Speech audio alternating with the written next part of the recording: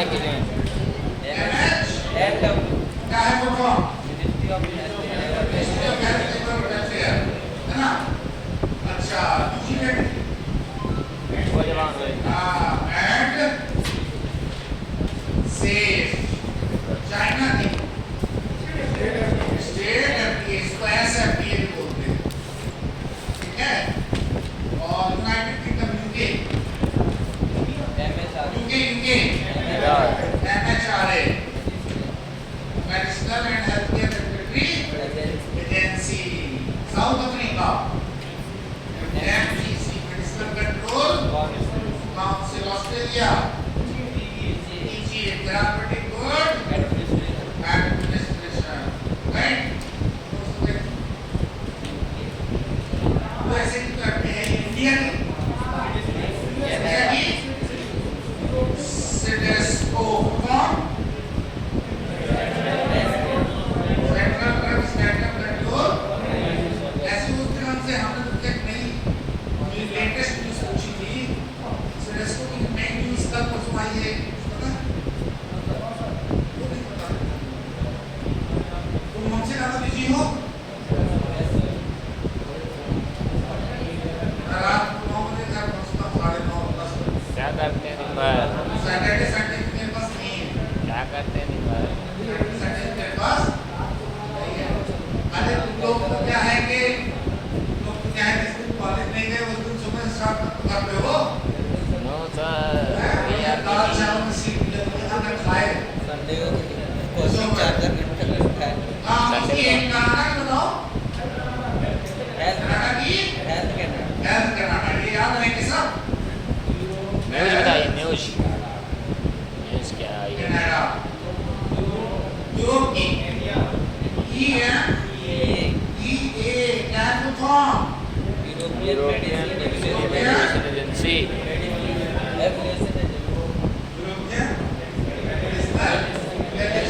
Agency या India की कौन सी है? ठीक है, आज का टॉपिक जो स्टार्ट करने वाले हैं, टॉपिक स्टार्ट करने वाले लिखिए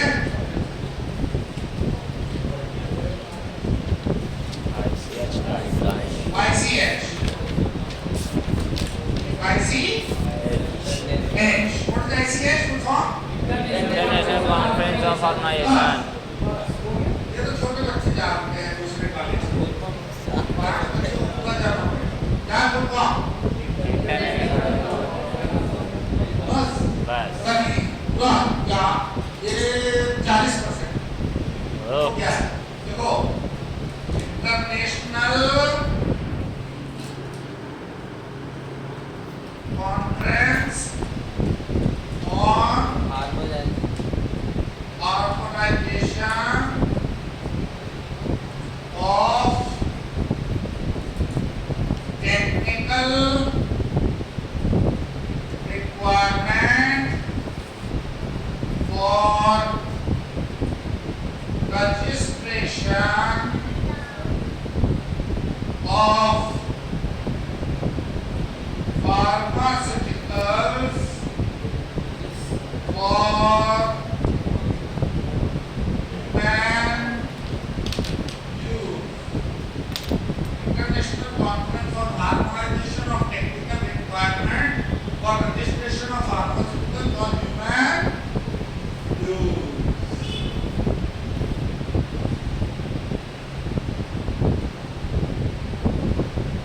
International Conference on Harmonization of Technical Requirements for Registration of Pharmaceuticals for Human Use.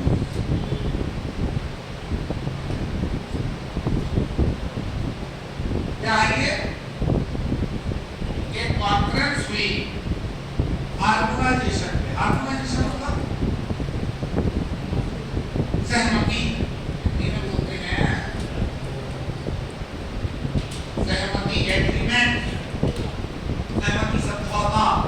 Harmonisation harmonisation का मतलब होगा समझौता। ध्यान से समझिएगा जैसे मान लीजिए मैंने आपको पिछली बार क्लास बताया था आपको अगर दवा इंडिया में बेचनी है तो सिडेस्को का अप्रूवल चाहिए, लेकिन अगर आपको दवा कर्नाटक में बेचनी है तो हेल्थ कर्नाटक में चाहिए, राइट? अब एक मैन्युफैक्चरर को सोचो कितना कठिन पड़ता होगा। तो पहले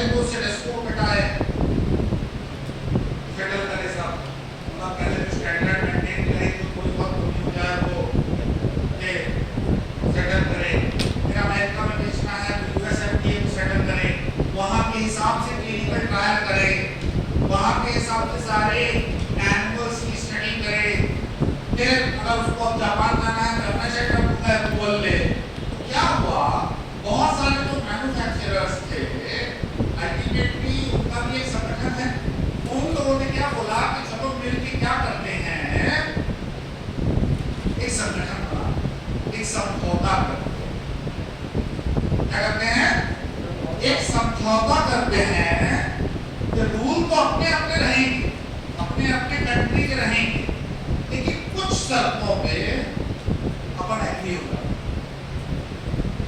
कुछ शर्तों पे अपन एग्री हो जाते हैं। जैसे केजरीवाल जब लोकसभा का चुनाव हुआ तो इंडिया गठबंधन में आ गया कि हम मोदी जी के खिलाफ लड़ेंगे और हम कांग्रेस के साथ लड़ेंगे। लेकिन जब दिल्ली का चुनाव हुआ तो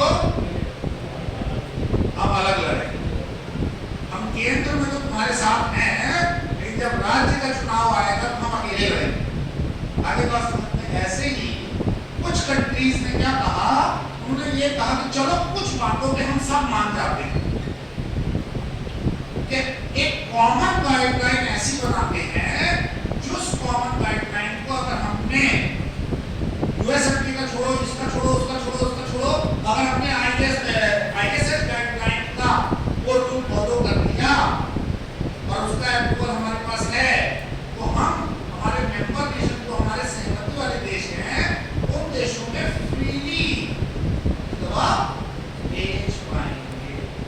आगे बात क्या लिखा हुआ है, हार्मोनाइजेशन ऑफ टेक्निकल रिक्वायरमेंट मतलब document analysis results for registration of pharmaceuticals for human के यूज के लिए जो फार्मास्यूटिकल्स का रजिस्ट्रेशन होना है उसके लिए क्या करते थे, समझौता करते थे।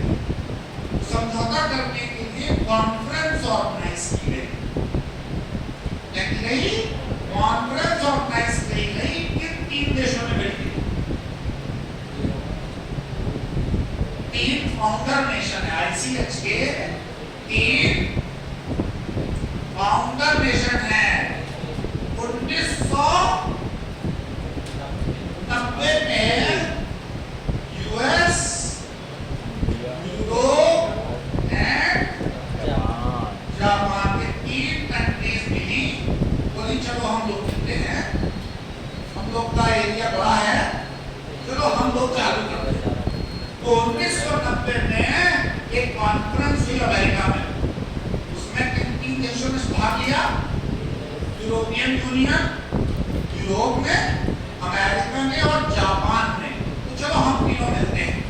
वो तीनों बैठे कौन से सन में, 1990 में तीनों बैठे और उन्होंने कुछ टेक्निकल डॉक्यूमेंट बनाए कि अगर हम आईवी का वायर बनाएंगे, आईवी का इंट्रावेनस वाला जो एप्पल होता है उसका वायर बनाएंगे, तो उसके जो भी टेस्ट करेंगे और उस एक पर्टिकुलर टेस्ट के जो भी क्लिनिकल ट्रायल करेंगे, हम तीनों लोग मिल बैठ के सहमति से सेट कर लेंगे। तीनों ने बैठे और कुछ गाइडलाइंस पे उन्होंने समझौता किया। कांग्रेस सुपर कितने थे, 3। फिर धीरे धीरे धीरे धीरे कितने हो गए, 16 देशों को उन्होंने जोड़ा। मतलब ध्यान से समझो, ये टीम कौन है, फाउंडर नेशन, ये 16 लोग कौन है, मेंबर नेशन। कौन से नेशन, 16 कौन से हो गए, मेंबर नेशन। ये कौन हो गए, फाउंडर नेशन। और जो क्या हो गया, और कितने हो गए ऑब्जर्वर। ऑब्जर्वर कौन होता है,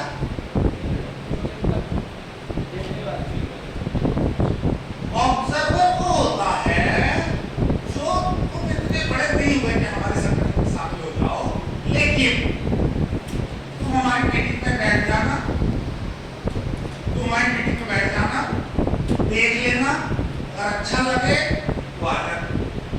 तुम्हारे ऊपर कोई जोर जबरदस्ती नहीं है, लेकिन 16 में है जो जबरदस्ती। कैसे होता है वो प्रोसेस बताऊंगा, ये प्रोसेस पूरी कंप्लीट कैसे होगी। 3 तो हो गए कौन से नेशन, फाउंडर नेशन जिन्होंने इसको बनाया। 16 क्या हो गए, मेंबर नेशन। मतलब अगर इन देशों ने सहमति गलती से एक गाइडलाइन पास कर दी तो फिर सारे के सारे नेशंस को वो माननी पड़ेगी। कैसे? वोटिंग हो, 2/3 बहुमत, 16 का 2/3 बहुमत कितना हुआ? 12 हुआ। 12 हुआ। 12 देश अगर साथ में हैं, 12 देश ने ओके कर दिया, वोटिंग में राइट लगा दिया। तो अगर 4 देश नहीं मान रहे थे, उन्हें भी क्या करना पड़ेगा? मानना पड़ेगा। ये कौन है? ये वो है ना तुमसे हम वोट चाहते हैं, ना हम तुमसे कह रहे हैं कि तुम जबरदस्ती ये मानो।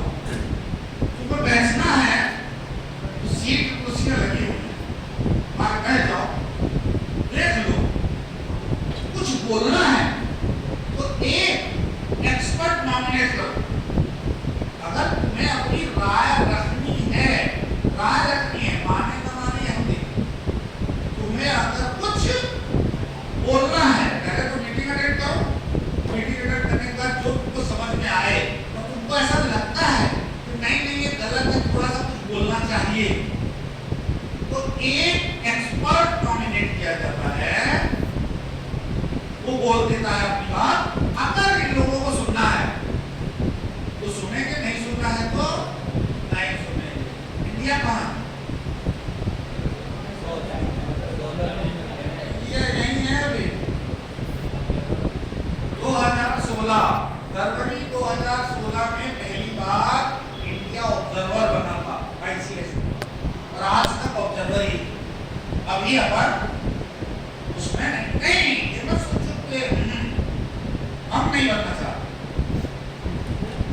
कूटनीति है उसकी, वो कूटनीति आपका विषय नहीं है, मुझे पता है सब। कूटनीति आपका विषय नहीं है कि why India is not a member nation. Why India is not a member nation पता है क्यों? क्यों? बताओ, कोई बता सकते हो? बताओ। हालांकि मैं ऐसा आपके जैसे तुम लोगों ने नाम सुना है इसका,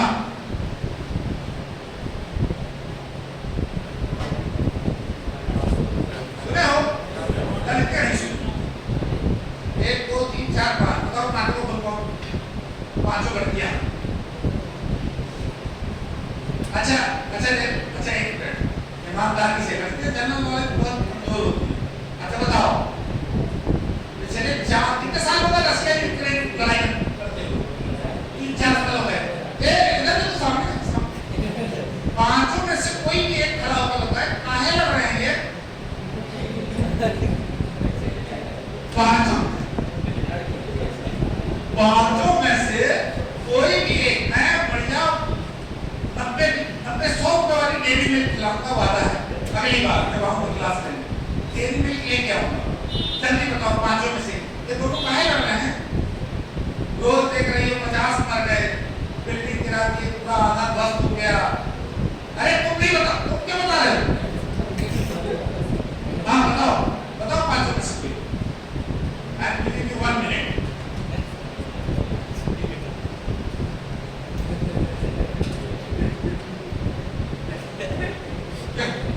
क्यों लड़ रहे हैं?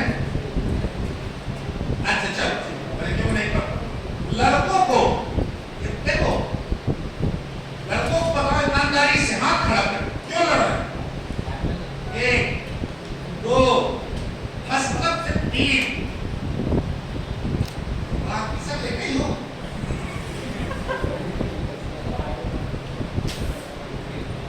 देखो मतलब ये जितनी गंदी बात, ये हम रोज न्यूज देख रहे हैं, और न्यूज में जितना दंगा हो रहा है, पूरा विश्व परेशान है कि काहे लड़ रहे हैं, मत लड़ो, और हमको ये तक नहीं पता कि ये दोनों क्यों लड़ रहे हैं। बताओ, जिसको पता है वो बताओ, चल बताओ।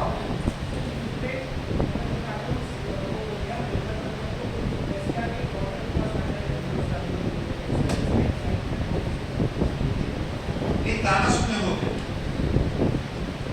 तुम अगर मुझको न चाहो कोई बात नहीं, तुम किसी गैर को चाहोगी तो मुश्किल। तुम अगर मुझको न चाहो तो कोई बात नहीं, लेकिन अगर तुम किसी और गैर को चाहोगी तो मुश्किल होगी। क्या है थोड़ा सा बता देते हैं लड़कियों को। ये है रसिया। आज के बाद तो कम से कम तुम्हारे पिक्चर बिल्कुल फिट हो गए। क्यों लड़ रहे हैं? रसिया के जस्ट बगल में है यूक्रेन, इसी के बगल में है बेलारूस, और कौन से हैं?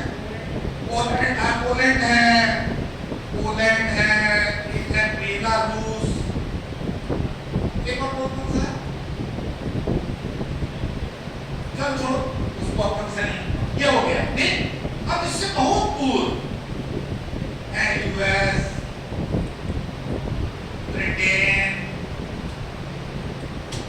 फ्रांस, ये फिर जर्मनी, ये सब बहुत छोटे छोटे देश हैं। तो बड़े बड़े यूएस बड़ा है, लेकिन ब्रिटेन फ्रांस ताकतवर बहुत है, बहुत छोटे छोटे। अब क्या हुआ, रशिया एक जमाने में इतना पावरफुल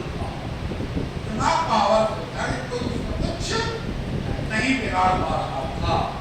तो क्या किया गया, अमेरिका और ये सब सोचे कि क्यों ना लोग मिल जाए, जैसे मैसेज मिल गए, ऐसे ही ये सब मिल के बनाए नाटो। क्या बनाए? नाटो एक आर्मी का संगठन, जिसमें अगर कोई देश, इन देश जिसको इसमें देश है, अगर इस पे हमला करता है तो वो सब पे हमला माना जाएगा।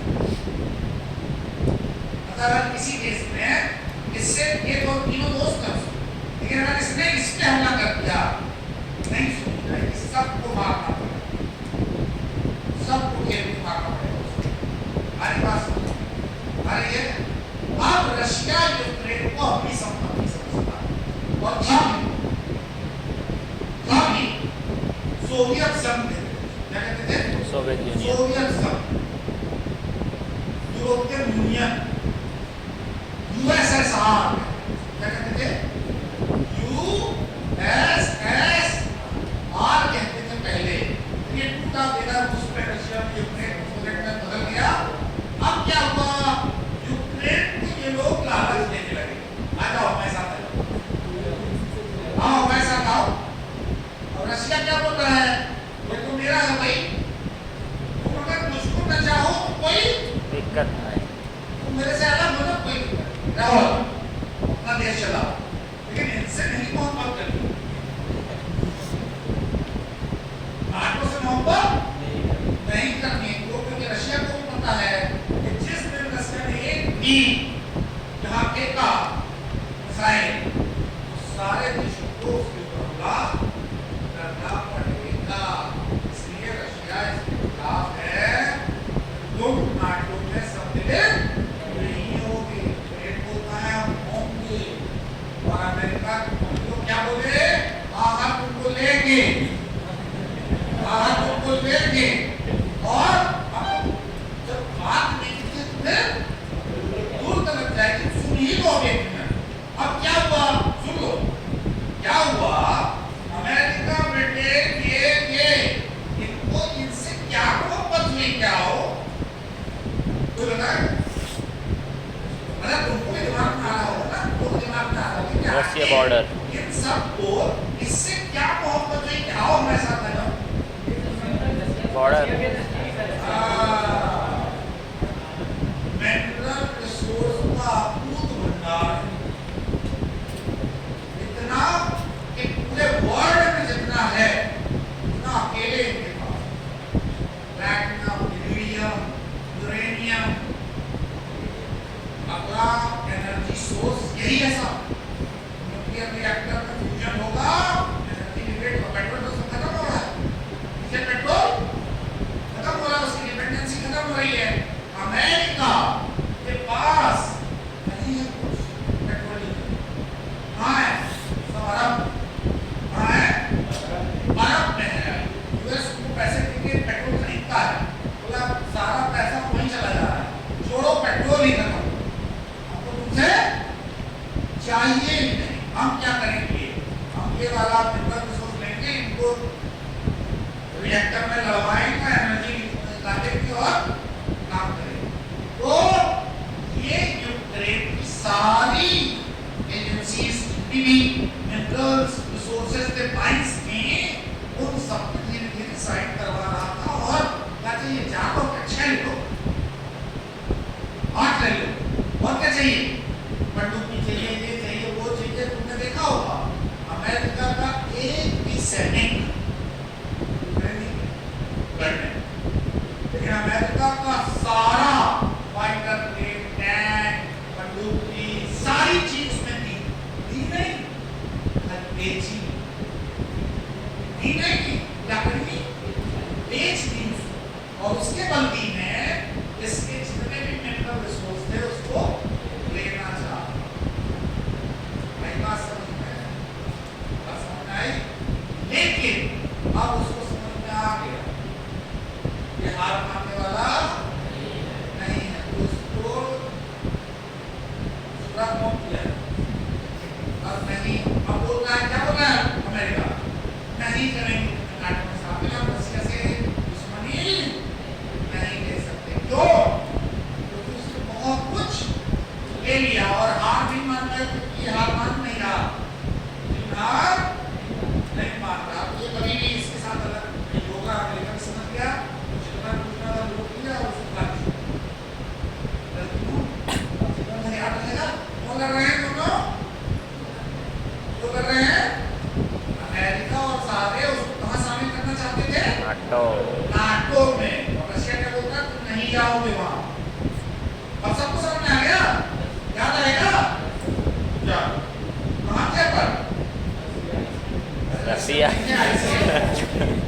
हाँ तो देखो देखो देखो ये ऐसे ही टाइप है।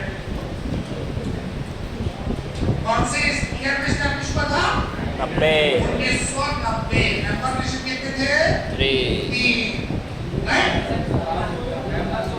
16 थे, 3 member nation 3, member nation 16, observer 32। 32। Currently वो 16 हो चुके हैं 21। देखो वो मेंबर तो 16 है। देखो currently the member nations are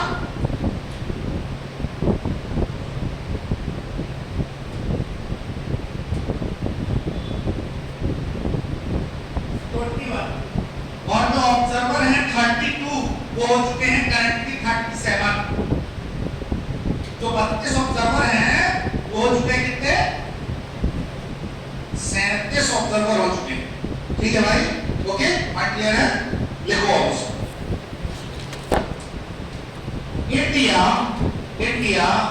in February 2016, India in February 2016 joined as observer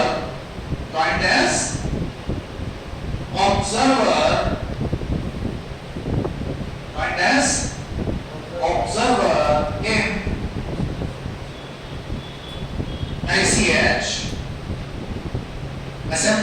ICH assembly,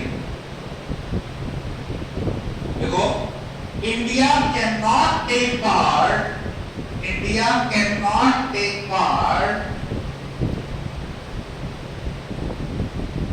in voting, voting vote देना, voting, but it can attend ICH meetings. It can attend ICH meetings and can appoint an expert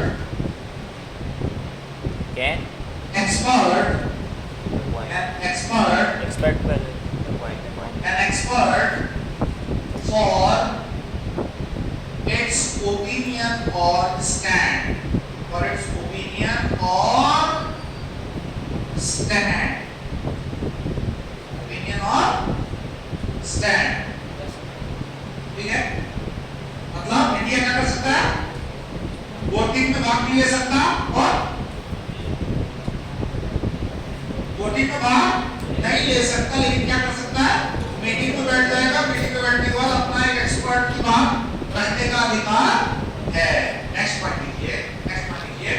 different countries manufacturer, different countries manufacturer,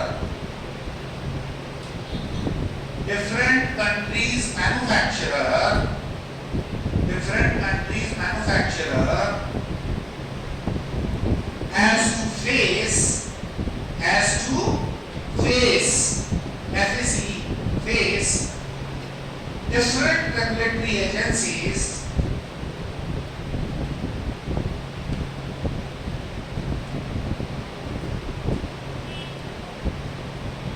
for their drug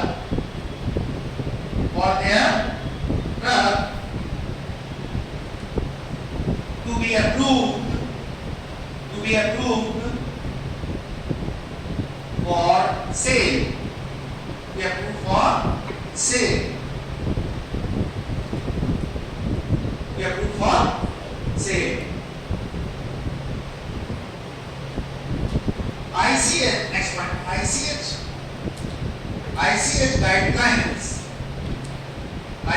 guidelines majorly focuses on quality and stability. Mainly focuses on quality and stability. Mainly focuses on quality and stability. Mainly focuses on quality and stability. It can minimize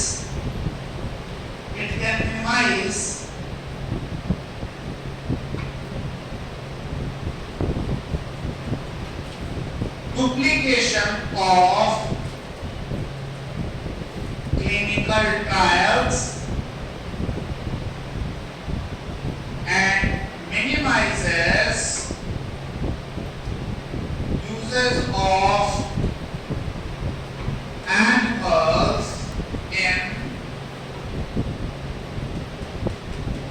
clinical trials. Duplication of clinical trials and minimizes use of animals in clinical trials. In clinical trials.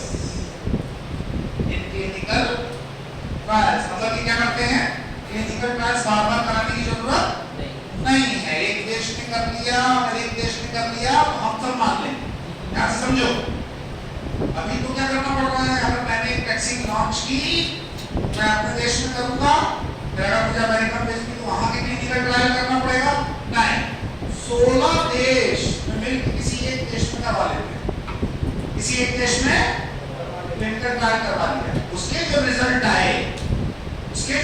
आए सब सहमति से मान लेंगे, हाँ ठीक है, सब ठीक है। बस 16 देश को, 15 देश को क्लिनिकल ट्रायल करने की जरूरत नहीं है। आप लोगों ने नाम सुना है क्या?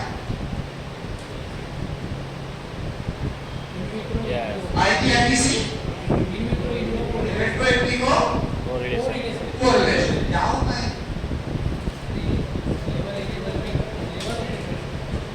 What is this? It has somehow some connection with ICH guidelines. बताओ जल्दी भाई। IPIPC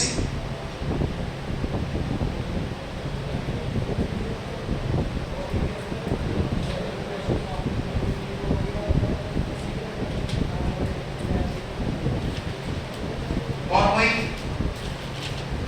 बताओ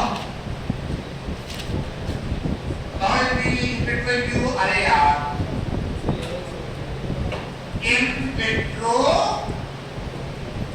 इन विवो, इन विट्रो मतलब आउटसाइड, बॉडी के बाहर, बॉडी के डिसोल्यूशन एपरेटस, डिसइंटीग्रेशन एपरेटस, है ना, ट्रांसड्यूसर सेल, ये सब कौन है?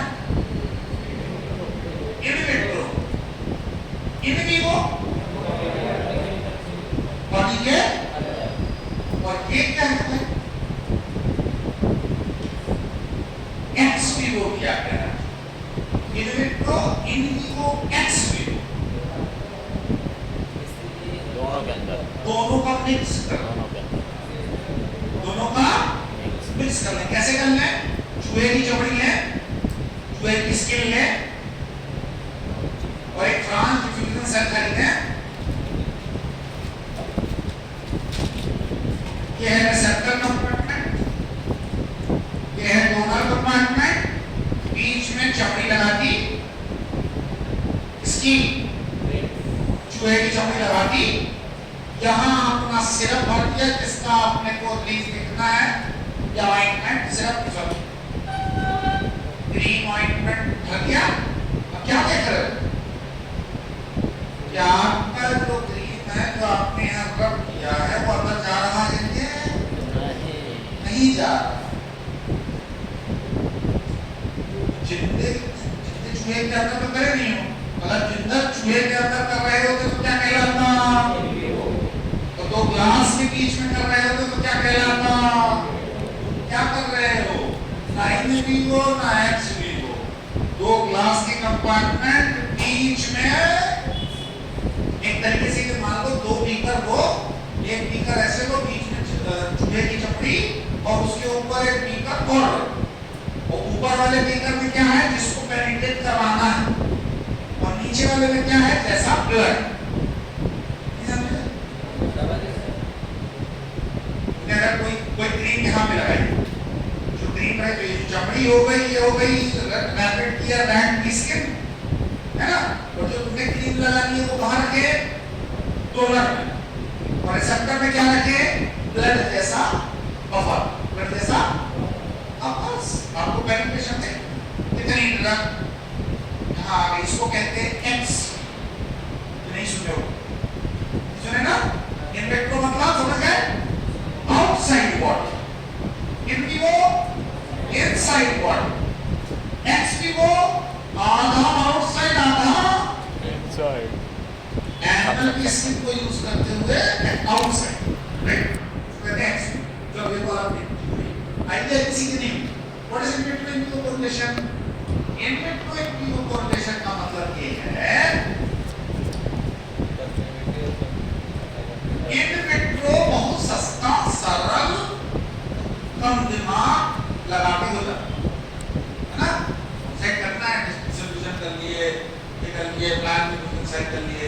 एनिमल में बड़ा संकट, ये एनिमल में एडमिनिस्ट्रेशन करना ही बड़ा।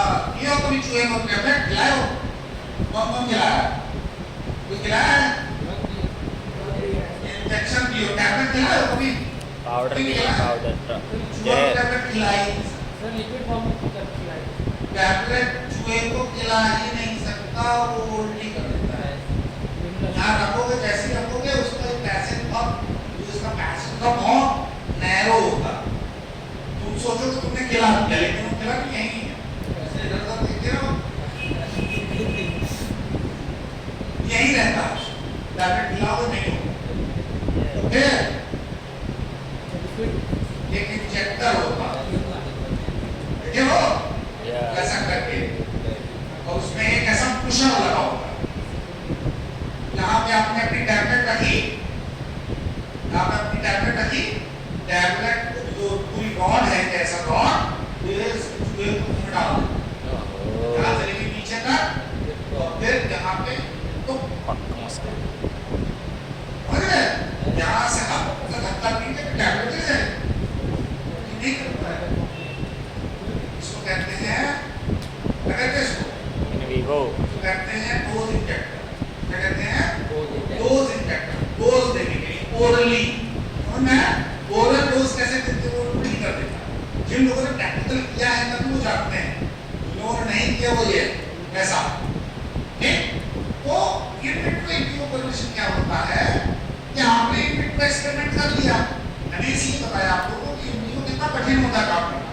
डोज ही नहीं दे पा रहे हो, डोज देने के बाद आप उसका ब्लड निकालना, अब ब्लड निकाल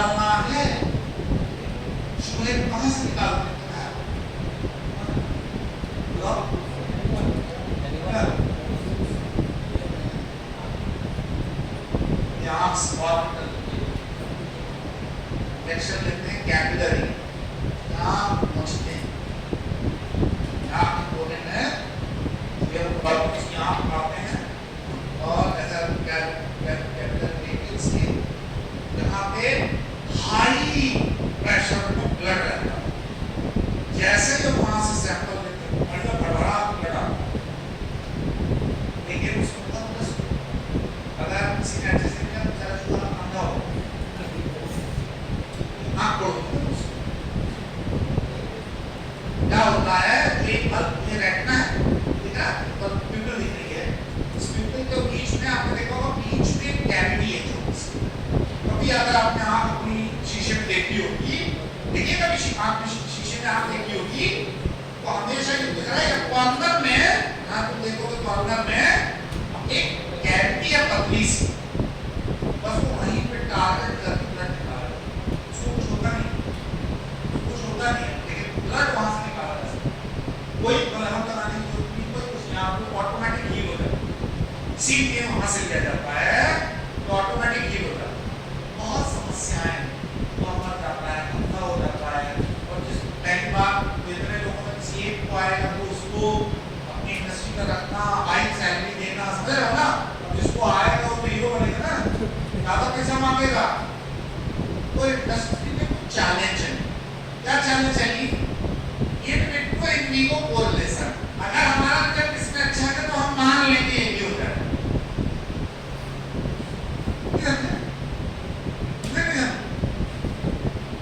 एक बार कर लिए हैं, एक बैच में इन विट्रो के रिजल्ट निकाले, इन विवो के रिजल्ट निकाले, दोनों के रिजल्ट को मैच किया और दिखा दिया कि 99% कोरिलेशन, मतलब जैसा इन विट्रो आ रहा है वैसा ही इन विवो का रिजल्ट भी आया।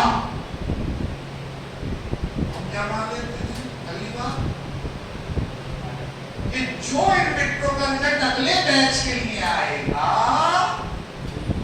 हम नहीं करते, हम नहीं करते इन विवो, हमारे इन विट्रो अगर अच्छा आया है तो हम मान लेते हैं कि हमारे इन विवो भी अच्छा आएगा, इसको कहते हैं इन विवो कोरिलेशन। ये एक ऐसा लूप होल है जिसका फायदा इंडस्ट्री वाले बहुत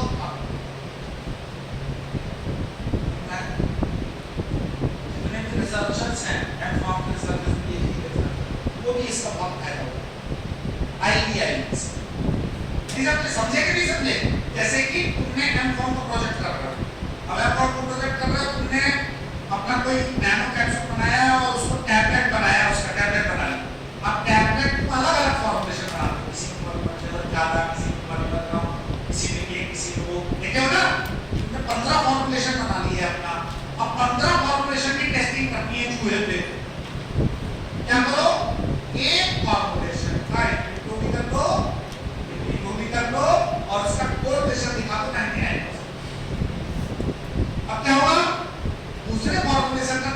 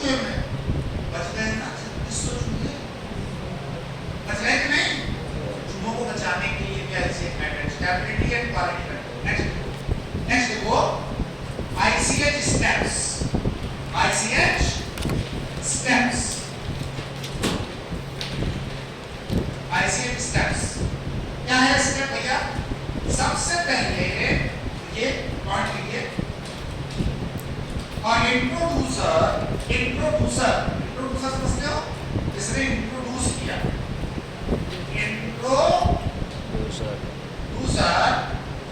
introducer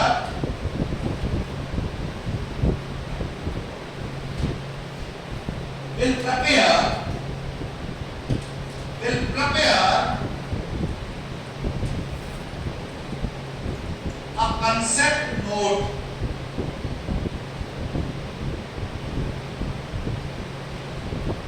with details of procedure and descriptions.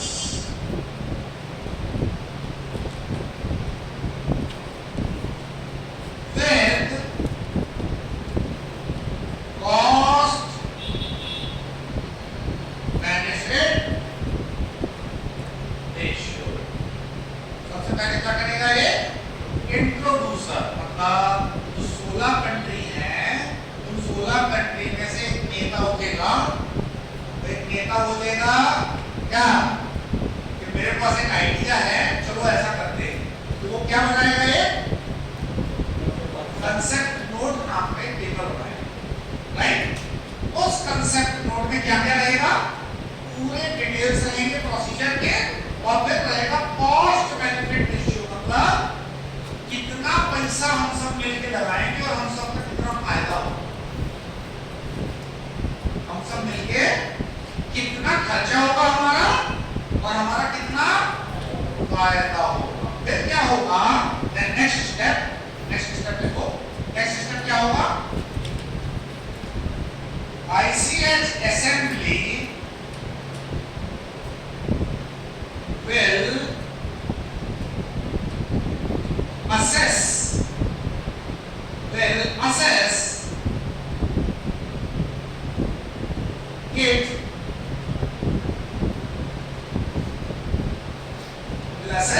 it, and make a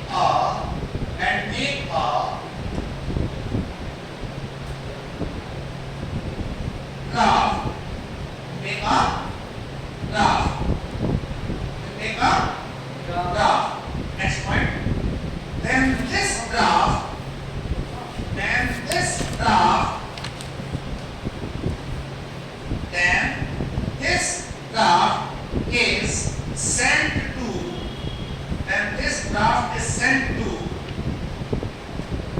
Then this draft is sent to different member countries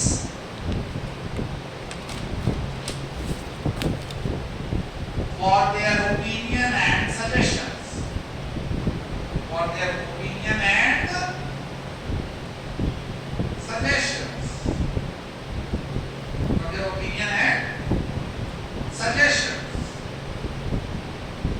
Next point. Then a final draft. Next point. Then a final draft is introduced for voting.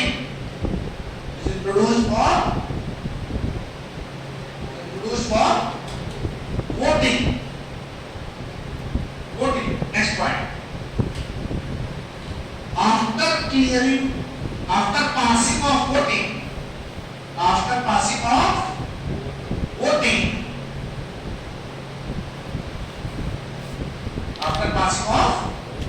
the harmonized guideline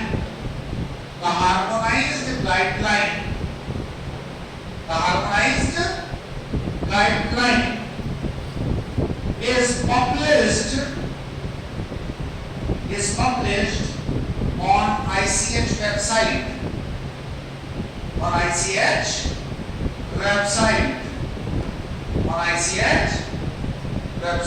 बात समझ में आई? चलो short में। सबसे पहले नेता उठा, उसने क्या बनाया? एक कंसेप्ट नोट। वो क्या बोल रहा है? भैया एक काम करते हैं, हम लोग एक वैक्सीन बनाते हैं। वैक्सीन बनाने का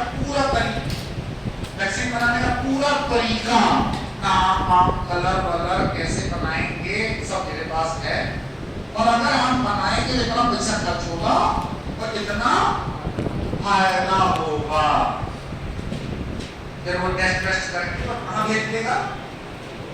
ICH की असेंबली में। अब ICH की असेंबली क्या टेस्ट करेगी, चेक करेगी तो जो ये रिजल्ट और डाटा दे रहा है काम का है लीनियर नहीं, फिर वो बनाएगी ग्राफ। क्या बनाएगी? ग्राफ। इस ग्राफ को वो जितने मेंबर नेशन है सबको भेज देंगे। पढ़ो, ये बोल रहा है, इसने कुछ दिया है, पढ़ो तुम लोग, सब लोग पढ़ो, और अगर कोई सजेशन है, कोई करेक्शन है, कोई ओपिनियन है तो दो। ICH असेंबली और करेक्शन सबको सुनेगी। सुनने के बाद क्या बनाएगी? Final draft. क्या बनाएगी? Final draft. कि हाँ ICH को भी लगता है कि ऐसा होना चाहिए विद ओपिनियन, सबके ओपिनियन लेंगे। फिर इसके बाद होती है वोटिंग। अब 16 देश जो हैं वो बोलते हैं केस और क्या करेंगे? वोटिंग। क्या करेंगे? वोटिंग। अब उसे इसमें अगर वोट क्या है, वोट अगर यस के हैं तो वो जो ICH की हार्मोनाइज्ड गाइडलाइन है वो ICH की वेबसाइट पे पब्लिश कर तुम 16 के 16 अब ऐसे प्रोसीजर से बना लो और इन 16 कंट्रीज में कहीं भी भेजो, कोई प्रॉब्लम नहीं, कोई भी अप्रूवल लेने की जरूरत नहीं। अगर इस गाइडलाइन को आपने फॉलो किया जितने भी 21 कंट्री हैं सब आपस में खेल। आगे बात समझ में ऐसी गाइडलाइन पॉइंट क्लियर हो गया? पॉइंट क्लियर हो गया? हाँ मतलब पॉइंट क्लियर। चलो नेक्स्ट देखो ICH major guidelines.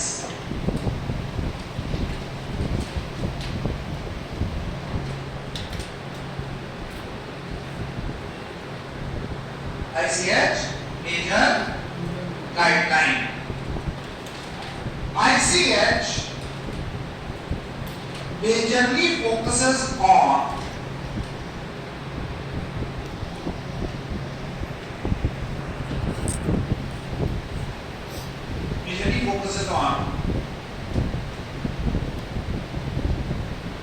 QSEM. Mainly focuses on QSEM. Mainly focuses on QSEM. Q for quality. S for safety. Safety मतलब कोई कार्सिनोजेनिसिटी तो नहीं हो रही, कोई टेरेटोजेनिसिटी तो नहीं हो रही। कार्सिनोजेनिसिटी समझते हो ना? कोई कैंसर कारक तो नहीं है। टेरेटोजेनिसिटी प्रेग्नेंट वुमेन को, बच्चों को तो नहीं जा रहा। ये दो चीजों में पहले फोकस करना। एफिकेसी मतलब efficacy of what? Clinical trials. Efficacy of clinical as M for multidisciplinary. Multidisciplinary मतलब use of MET-DRA. क्या है MET-DRA? of MET-DRA. MET-DRA क्या है? जो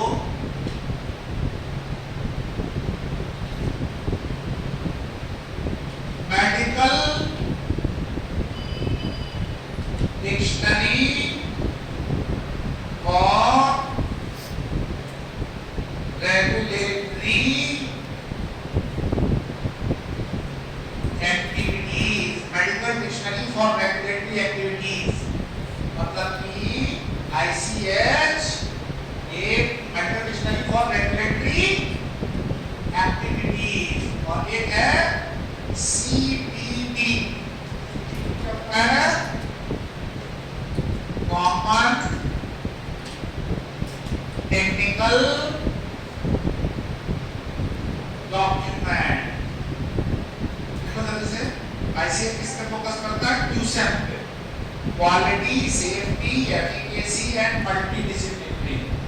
चार स्तंभ हैं ICH के, चार स्तंभ हैं QSEM। Quality, safety, efficacy and multi disciplinary. Clear? वो लिखा हुआ है medical dictionary for regulatory activity, तो सीटीडी मतलब common technical document, common technical document, common technical document. देखिए क्या क्लियर?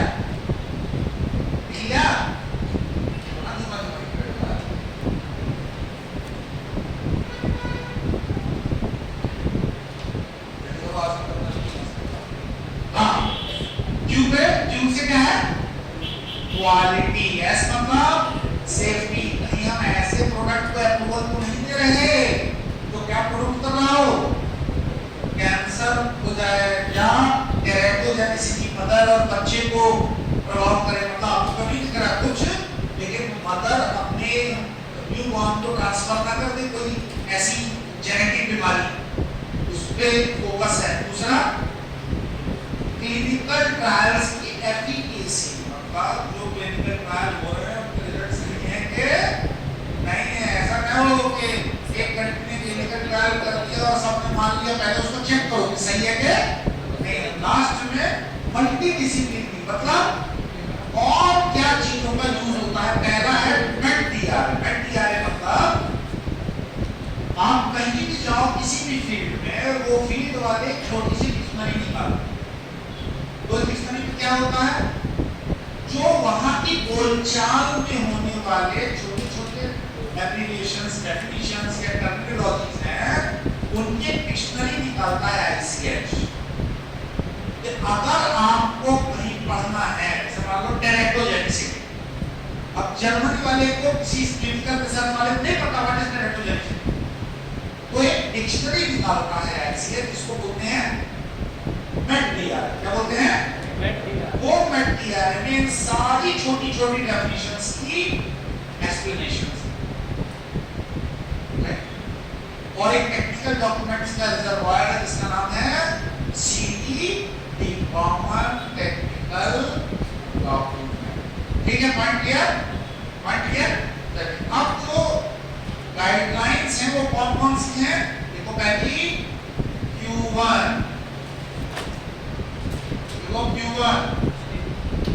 Q1 guideline. हाँ, नेक्स्ट गाइडलाइंस कौन सी है? अब आप पढ़ोगे, जब आप आईसीएच गाइडलाइंस पढ़ोगे तो उसमें होगा कि आईसीएच की कौन सी गाइडलाइन को कौन सी कंट्री फॉलो कर रहा है। तो Q1 गाइडलाइन, Q1 गाइडलाइन होती है किसके लिए? क्वालिटी के लिए। और ये मेजर की 3 होती है, Q1A, Q1B और Q1C। ये याद करना होगा। जो Q1A, Q1B, Q1C direct question मतलब ये तो सीधा वैसे वाले क्वेश्चन है, डायरेक्ट पूछने वाले। Q1A, Q1B, Q1C। Q1A जो गाइडलाइन है वो किस पर फोकस करती है? देखिए, stability testing of new drug, stability testing of new drug. Q1B photo stability testing. Q1C stability testing of new doses form, stability testing of new doses form. पहले लिखते जाओ, मैं समझाता चला। Q1A, Q1B, Q1C। Now Q2, Q3, Q4, Q5।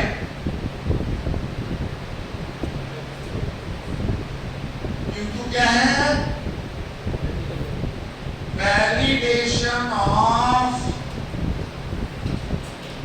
analytical procedures and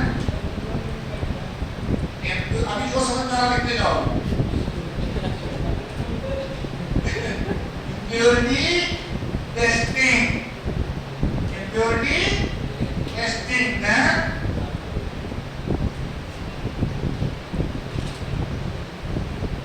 pharmacopoeia, pharmacopoeia ये नहीं था अरे यार Q1 quality Q1A stability testing of new drug Q1B photostability testing Q1C stability testing of new dosage form Q2 validation of analytical procedure Q3 impurity testing Q4 pharmacopoeia Q5 biotechnological products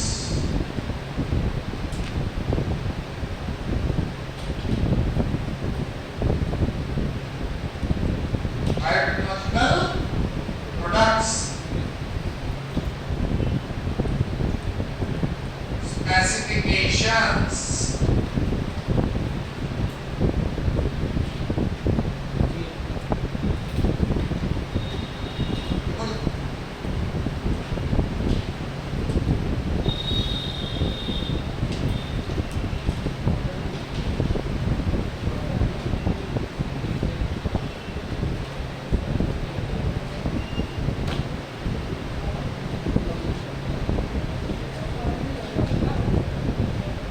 किया दूसरा हो गया Q8 pharmaceutical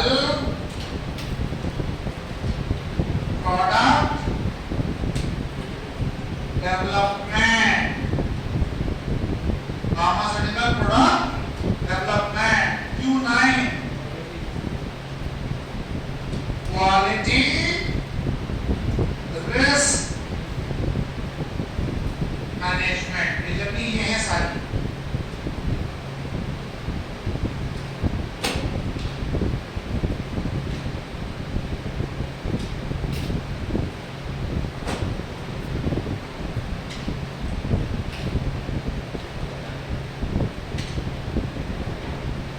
ठीक है पूरा development पहली कौन सी हो गई Q1 Q की कौन सी गाइडलाइन हो गई क्वालिटी क्वालिटी में Q1 है Q1C स्टैटिस्टिकल टेस्टिंग ऑफ किसकी नए ड्रग फिर फोटो स्टेबिलिटी समझ गए ना क्या समझ गए हाँ लाइट से बचाने के लिए कौन सी कलर की बॉटल हाँ कौन सी वेवलेंथ को रोकता है कितने नैनोमीटर more than 100 क्वेश्चन कहाँ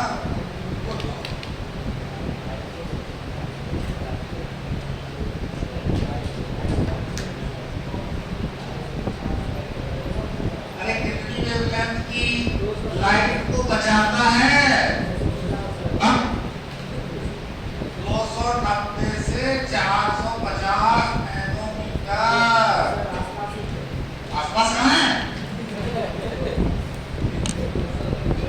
290 इधर है उधर 50 अब अगर किसी का मैं एक जो बच्चे ने बोला कि आसपास है आंसर टोटली रॉन्ग हो जाएगा पूछो कैसे अगर आपसे पूछा गया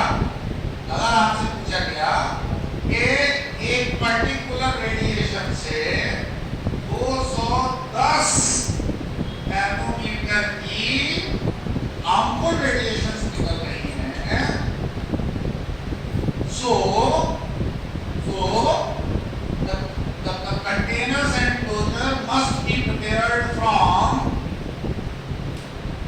पहला ऑप्शन क्वार्ट्ज ग्लास दूसरा आंसर फ्लिंट ग्लास तीसरा answer option amber colour bottles चौथा आंसर पायरेक्स बॉटल्स बताइए answer A B C D बताइए आंसर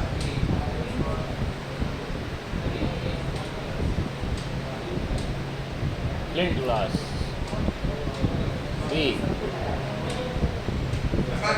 ABCD 4 हो जाए ना भाई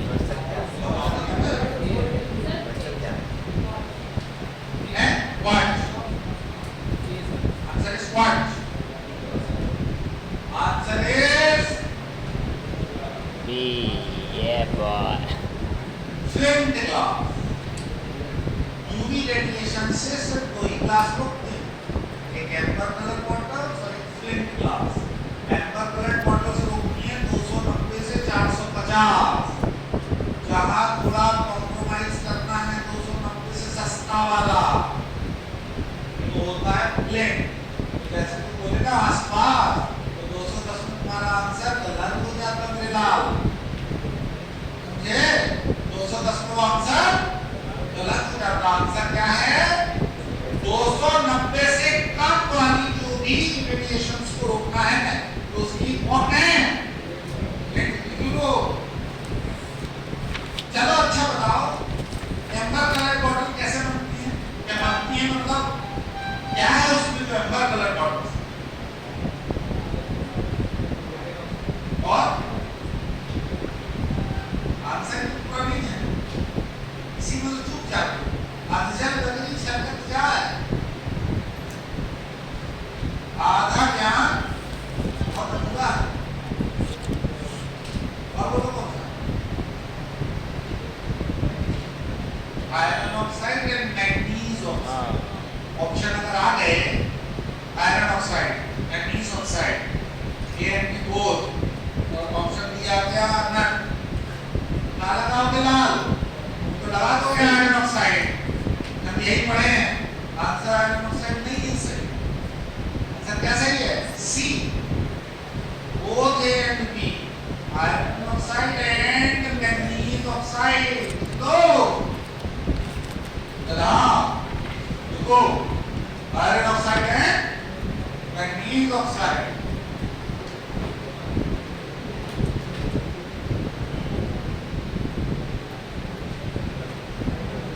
अच्छा, ग्लास को ट्रांसपेरेंट करने के लिए क्या मिलाते हैं? ग्लास को देखते हो आजकल ऐड चलता है, बेटी जा रही है इधर, जाते जाते टकरा गई, ग्लास में टकरा गई, समझ में नहीं आता है कि सामने ग्लास है कि नहीं है। उसको ऐसा मिलाते होंगे ना तो बिल्कुल ट्रांसपेरेंट हो जाए वो। नहीं तो देखिए वो थोड़ा हरा हरा कलर का होता है ग्लास, थोड़ा सा लाइट ग्रीन होता है। वो लाइट ग्रीन किसका होता है? लाइट का होता है, आयरन होता है ग्लास में। क्या होता है ग्लास में? इसलिए कभी आयरन, अब ग्लास टूट जाए तो आप ऐसे करके देखना पूरा हरा हरा इतना हरा देखते हो। अब ग्लास में हरा कलर का ही है because of iron, because of iron.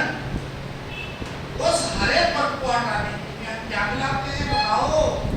नहीं जानते हो? किलो सेलेनियम और कोबाल्ट ऑक्साइड को बोलते हैं डीकलराइजर, बोलते हैं डीकलराइजर। ग्लास के हरे कलर को डीकलर करना इसका काम है, सेलेनियम और कोबाल्ट ऑक्साइड, सेलेनियम और कोबाल्ट ऑक्साइड। हाँ तो भाई स्टेबिलिटी इंस्ट्रूमेंट हो गया, दूसरा क्या हो गया? Photo stability. बताओ स्टेबिलिटी इंस्ट्रूमेंट डोजेज फॉर्म, मतलब टैबलेट कैप्सूल इंजेक्शन का validation of analytical procedure. Validation तो जानते हो कि क्या होता है? क्या होता है? क्या होता है वैलिडेशन? भाई बोलो भाई, what is difference between validation and calibration? Validation and calibration क्या डिफरेंस है? Validation किसलिए होता है? हाँ, किसी प्रोसेस या किसी मेथड के लिए होता है, और कैलिब्रेशन किसी इंस्ट्रूमेंट डिवाइस का होता है। कोई इंस्ट्रूमेंट ठीक से काम कर रहा है कि नहीं कर रहा, वो होता है कैलिब्रेशन। कोई मेथड सही काम कर रही है कि नहीं कर रही, कोई मेथड सही काम कर रही है कि नहीं कर रही, वो क्या हो गया? कैलिब्रेशन। चलो इम्प्योरिटी टेस्टिंग हो गई, फार्माकोपिया हो गया, बायोटेक्नोलॉजी प्रोडक्ट जानते ही हो। स्पेसिफिकेशंस क्या होते हैं? स्पेसिफिकेशन, स्पेसिफिकेशंस का मतलब होता है अगर आपने लिखा है कि मेरे मोबाइल की स्टैंड अलोन बैटरी 48 घंटे की है, जब मेरा कैमरा बैक कैमरा 18 मेगापिक्सल का है, 18 मेगापिक्सल का होना चाहिए। यही होती है किसी चीज की स्पेसिफिकेशन। उन स्पेसिफिकेशंस को खरा उतर रहा है कि नहीं उतर रहा, वो कौन देखेगा? Q6 guideline. GM को फॉलो कर रहा है कि नहीं कर रहा, कौन देखेगा? Q7 वाला। फिर किसी प्रोडक्ट का न्यू प्रोडक्ट का डेवलपमेंट हुआ तो कौन देखेगा? क्वालिटी को बनाने में कौन कौन से रिस्क फैक्टर इन्वॉल्व हुए वो कौन देखेगा? Q9। ऐसे इस तरीके की गाइडलाइन होती है, इसको कहते हैं Q गाइडलाइंस। कौन सी वर्ड है? Q guideline. तो जैसा मैंने आपको बताया, ये सब इसकी फोकस करती है स्टेबिलिटी टेस्टिंग। अच्छा, ये जल्दी से बता दो, चलो जल्दी से, स्टेबिलिटी टेस्टिंग कितने टाइप की है? बताओ जल्दी, चलो मैं चार दे देता हूँ आपके सामने। पहला रियल टाइम, दूसरा वाला तो जानते हो सब, दूसरा वाला तो सब जानते हो, तीसरा वाला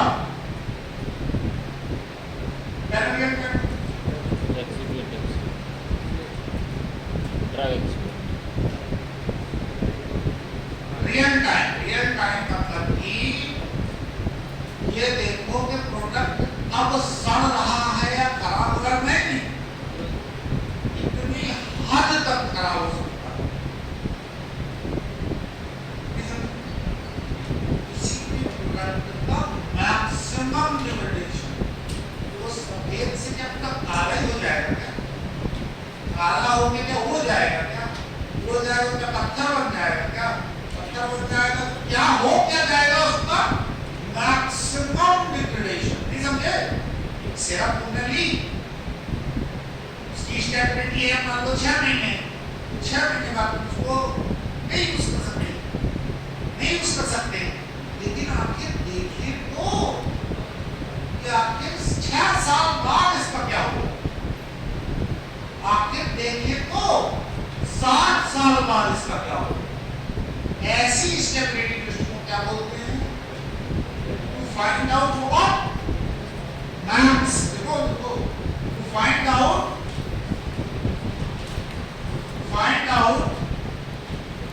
रियल है नहीं, real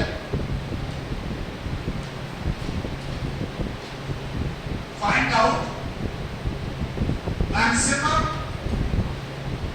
find out maximum degradation point of a product.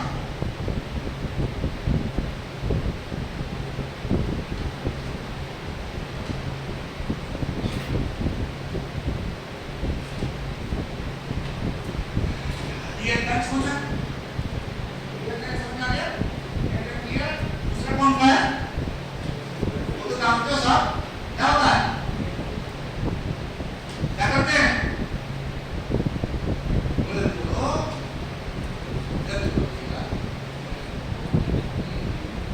Accelerated का मतलब अगर आपको टेस्टिंग स्टेबिलिटी टेस्टिंग देखनी है 6 महीने तक, कितने महीने तक? 6 महीने तक। कितने डिग्री सेल्सियस पे? 24 डिग्री सेल्सियस पे और 11% रिलेटिव ह्यूमिडिटी। फॉर एग्जाम्पल तो नहीं है वापस का टाइम, हमारा ये सब करते हैं सबसे पहले। अब क्या करेंगे? अब करेंगे मात्र 15 दिन करेंगे, वापस का टाइम नहीं, वापस का टाइम। हम क्या करेंगे? इसको भी बढ़ा देंगे और इसको भी बढ़ा देंगे और बढ़ा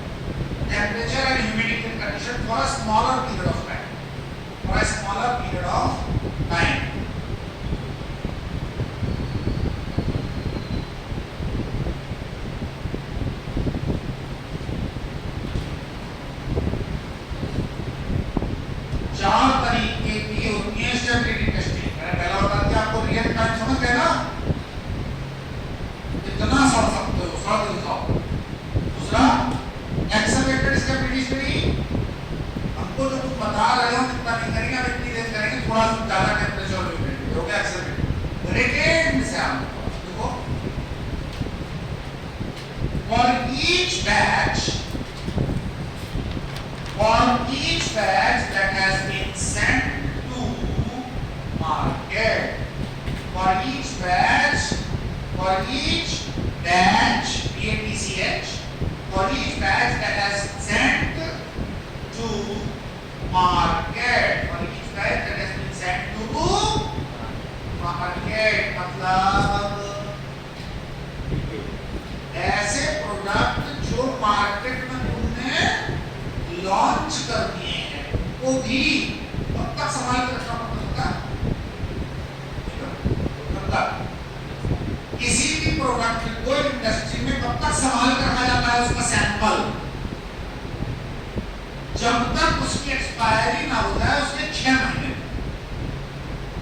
अब मान लीजिए एक प्रोडक्ट 1 जनवरी 2025 को लॉन्च किया मार्केट और ये 1/8/2025 को एक्सपायर हो जाए, तो आपको इसके 6 महीना मतलब 1 फरवरी 2026 तक रखना। 1 जनवरी 2025 को तुमने प्रोडक्ट मार्केट में भेजा, उसकी एक्सपायरी कितनी थी? 6 महीने। तो 8 महीने 8 महीने, 1 जनवरी से 1 अगस्त हो गया, अगस्त जनवरी फरवरी मार्च अप्रैल मई जून जुलाई अगस्त, 1 अगस्त 2025 को तक उसको आप खा सकते हो।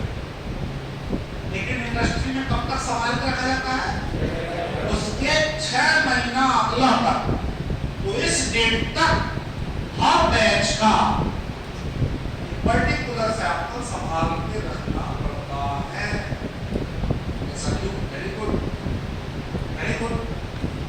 जैसा इसने पूछा वैसे कोई इसका जवाब दे दे तो मजा आ जाए। किसी ने पूछा कि ऐसा क्यों सर? बताइए। ना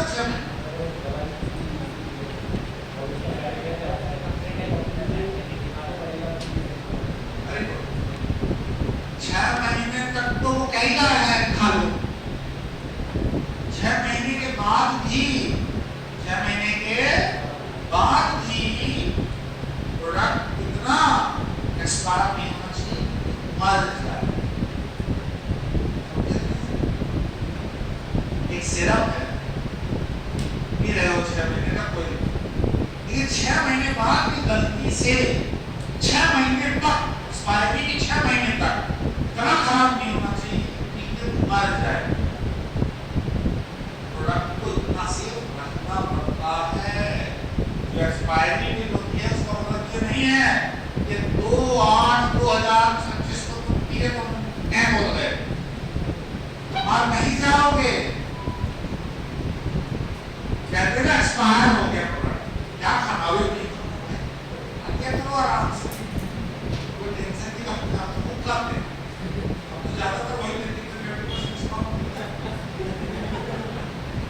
हाँ सही, झूठ नहीं बोल रहे। अभी अपने विटामिन B12 हमने टेस्ट कराया, पूरा कम निकला। हमने क्या माने मेडिकल वाला था, हमने देखा बोला कि बताओ तो एक्सपायर होगा वो भोजन तो बढ़िया पहुंचा है 60% डिस्काउंट। वो हो रही थी अप्रैल में, बात चल रहा है 1 महीना है, 1 महीने की खा ली कल एक मतलब उसका प्रोडक्ट हो सकता है ना बिकता तो टेस्ट हो जाता ना। क्योंकि देखो प्रोडक्ट को कुछ नहीं होता, एक्सपायरी हो जाती है, प्रोडक्ट जहर भी नहीं जाता, लेकिन प्रोडक्ट की एफिकेसी कम होने लगती है। लेकिन अगर मान लो अच्छा इस पे भी डिपेंड करता है, इस पे एक्सपायरी टाइम अब कहो मार्केट में आ रही है मैन्युफैक्चरिंग है उसकी 1/1/2025 और एक्सपायरी है उसकी 8/1/2010 दिन बाद। पता लगा तुम 18 को दिखा रहे हो, नवीन sir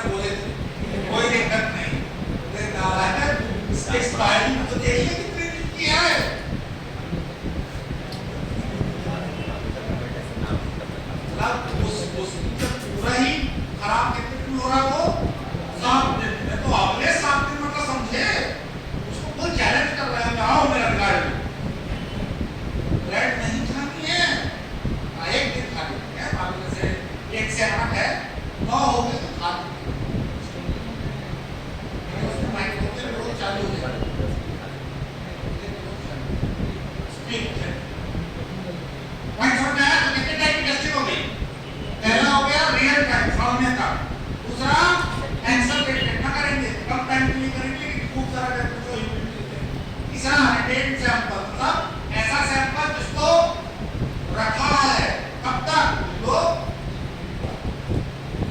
up to 6 months after expiry of product, up to 6 months after expiry of a product.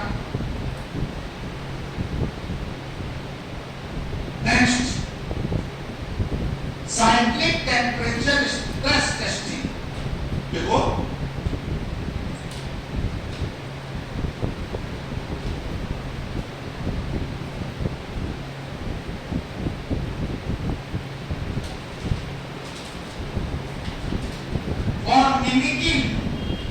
mimicking मतलब मिमिक करना मतलब वैसा व्यवस्था बनाना तो same for mimicking market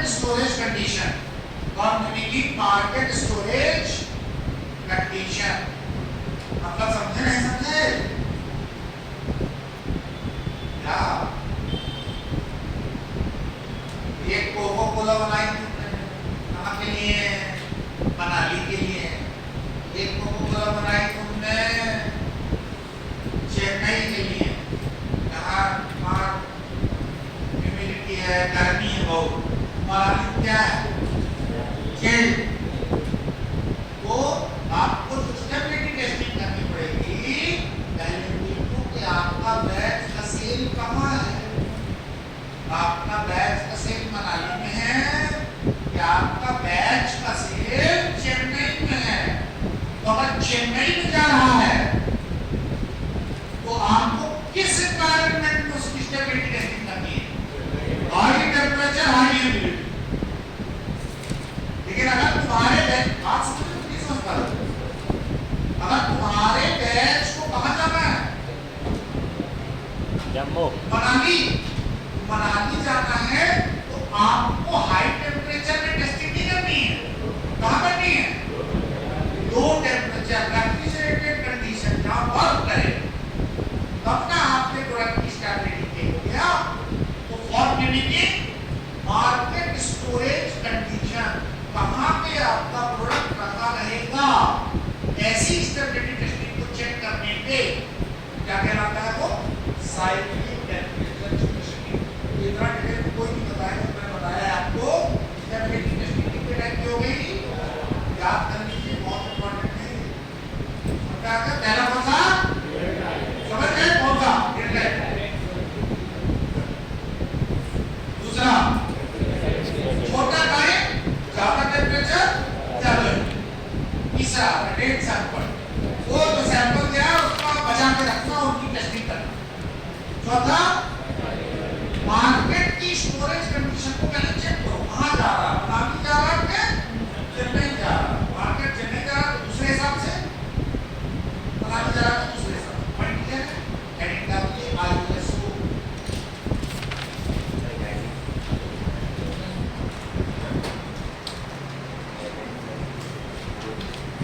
heading डालिए ISO क्या है full form international organisation for standardisation जल्दी लिखिए थोड़ा सा फास्ट चलेंगे अपन टॉपिक खत्म करना है इंटरनेशनल ऑर्गेनाइजेशन फॉर स्टैंडर्डाइजेशन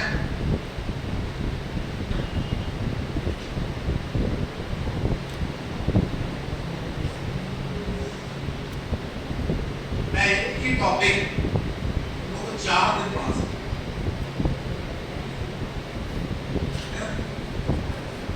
एक टॉपिक को पूरा बात होता हूँ मैं 4 दिन का टॉपिक भी एक दिन का depending upon public depending upon जल्दी करता हूँ आधा सब्जेक्ट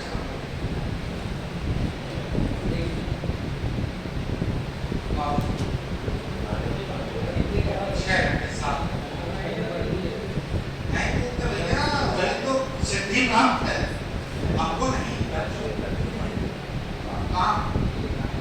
यही सिद्धि तो तुमको डेवलप करनी है जब 7 घंटे की क्लास आए तो डरो मत एक तो आज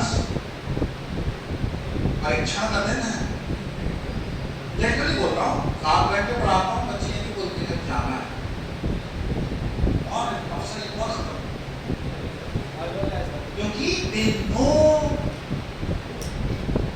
value of time.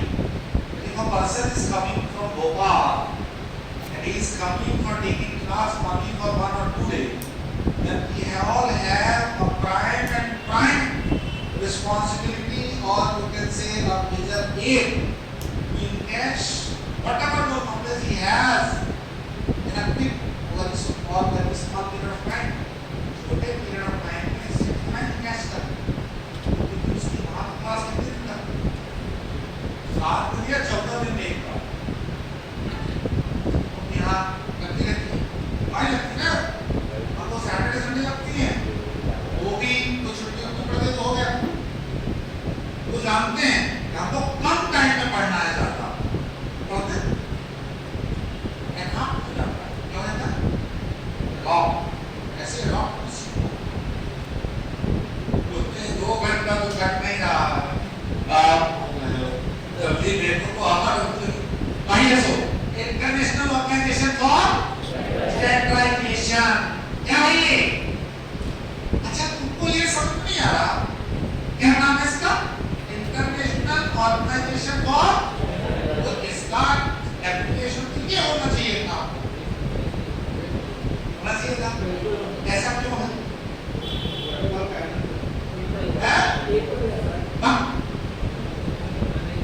क्योंकि इसका मूल मंत्र है सब समान सेम, और आईएसओ का मतलब ये होता है सेम।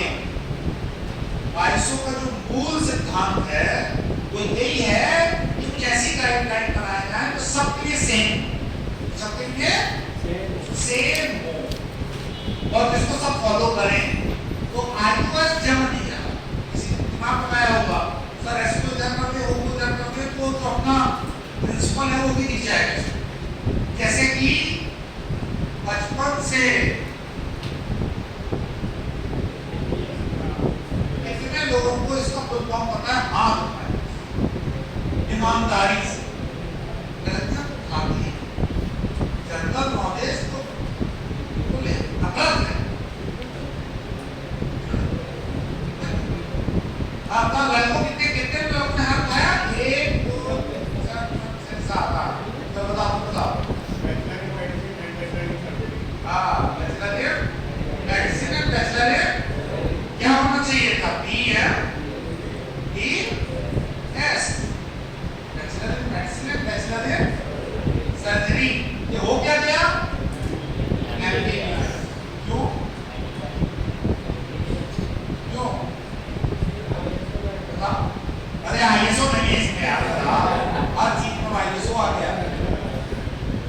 एमबीबीएस को आप दिशा को बचपन से देख रहे हैं, कहते हैं bachelor in medicine, bachelor in surgery, कहते क्या है? एमबीबीएस। हाँ राइट, और बोलने में अच्छा लगता है एमबीबीएस, बीएमबीएस पता नहीं यार,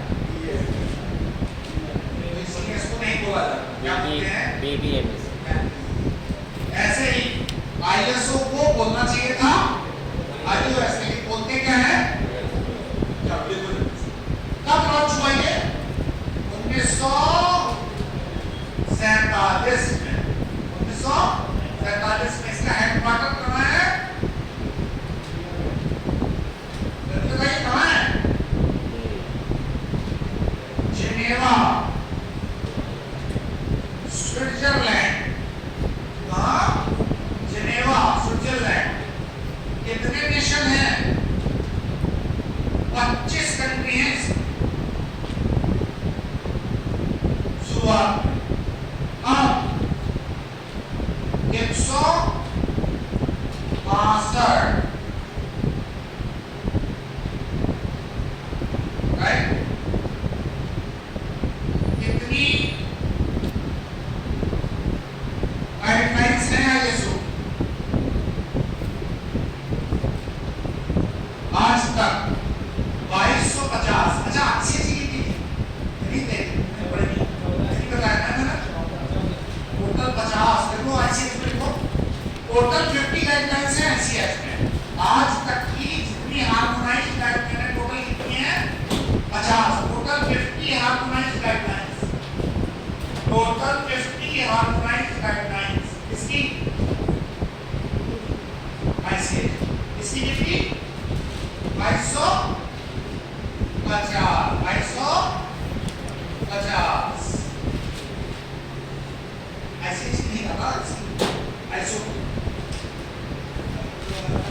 50 50। हाँ चलो जल्दी से आईएसओ में फटाफट लिखो, 4-5 लाइन एक बात को लिखो जल्दी। ISO is an independent non-governmental organization. ISO is an independent non-government organization. ISO is an independent non-government organization which mainly focuses on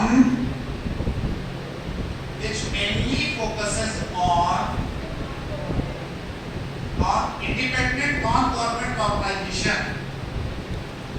Independent non-government organization which focuses on process. Which focuses on process, not product. Which focuses on process, not product. मतलब ये product पे focus नहीं करता, इस पे focus करता है, process पे फोकस करता है। नेक्स्ट देखो next, ISO itself do not provide any certificate. ISO do not itself provide certificate for quality.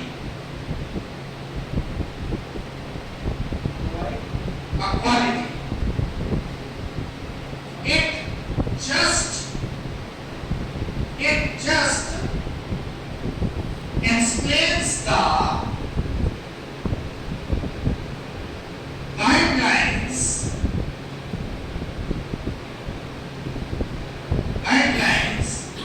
for quality improvement or quality improvement. Next point, it provides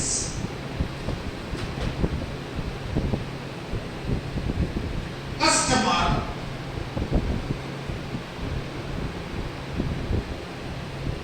satisfaction and belief. It provides customer satisfaction and belief. विश्वास. It provides customer satisfaction and belief that the product as followed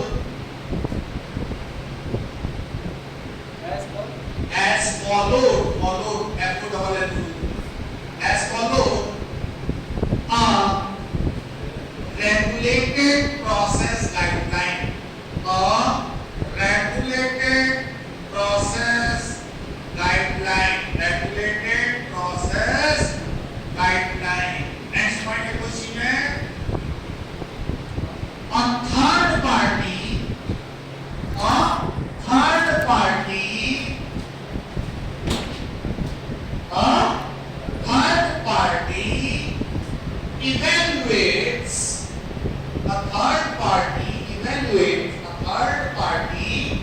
evaluates that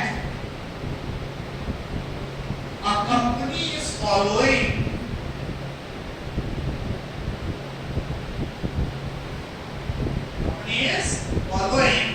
ISO guidelines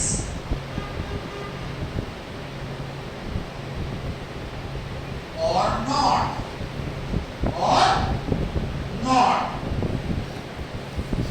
Third party evaluates that company is following ISO guidelines or, and then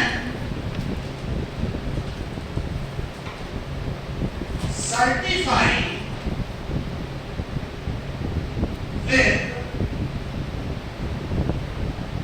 an ISO certificate. Certify with an ISO certificate. क्या कहना है देखो ध्यान सुनो, ISO हमेशा किस पे focus करता है? प्रोसेस पे, प्रोडक्ट पे नहीं। ISO कभी भी आपको देखना सब जितना इसके पीछे लिखा लिखा होगा, नहीं लिखा होगा ISO सर्टिफाइड। ये पंखा, ये प्रोजेक्टर, टेबल, कूलर, इन सब पे छपा है क्या? ISO certified. ISO कौन लगाए, कौन किया है ISO? नहीं, यही पे रखना है। ये ISO सिर्फ क्या बताता है? प्रोसेस की गाइडलाइन। एक कूलर ऐसा बनना चाहिए, एक कूलर ऐसा बनना चाहिए, एक प्रोजेक्टर ऐसा बनना चाहिए और इस कंडीशन में बनना चाहिए और इसके ये टेस्ट होने चाहिए। लेकिन वो चेक नहीं करता। क्या बनाया है सर? प्रोसेस की गाइडलाइन। चेक कौन करता है? Third party. क्या करता है? थर्ड पार्टी देखेगा। अच्छा ये तुम प्रोजेक्ट बनाया, बताओ अपना काम कैसे कैसे बनाया, वो सब देखेगा, उसकी रिपोर्ट्स देखेगा। रिपोर्ट्स देखने के बाद अपनी रिस्क पे इसको एक ISO सर्टिफिकेट कौन देता है? ISO नहीं देता, कौन देता है? Third party.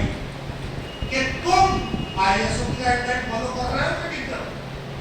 देखिए हो ना, किसी भी सड़े बेकार प्रोडक्ट को ISO मिला हो, देखा होगा।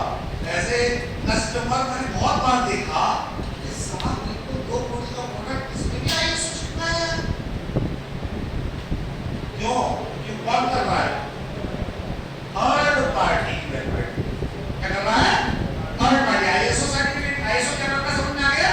ISO क्या करता है सर? प्रोसेस की गाइडलाइन। ये प्रोजेक्टर ऐसे बनेगा, ये इसके इवैल्यूएशन टेस्ट हो। बात समझ में आ गई? Non government, very good. देखिए गवर्नमेंट क्या होती है, बहुत सारे प्रोडक्ट्स की गाइडलाइन बनाती है, राइट?